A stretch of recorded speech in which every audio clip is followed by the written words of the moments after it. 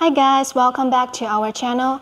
I'm gonna tell you guys the difference between the stainless steel metal zipper and the brass metal zipper in this video. Okay, this is the stainless steel metal zipper and this is the brass metal zipper. At first, let's check the running situation between them.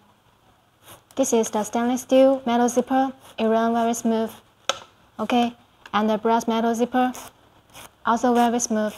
But after I tested, I found the stainless steel metal zipper is more comfortable than this brass metal zipper, the running situation. Okay, the second, service life. The stainless steel has the outstanding original shiny liquid color red without any chemical blending, you can see. The more you use it, the brighter it gets. But the brass one may change the color after a long time.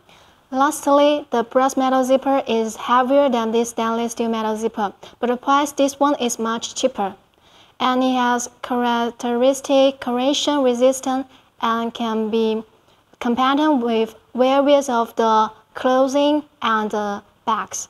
For the this brass metal zipper, it is suitable for so many kinds of the jeans and shoes. So guys, that's all for this video. Thank you very much. Follow us, like us, comment on our videos. See you on our next video. Have a nice day.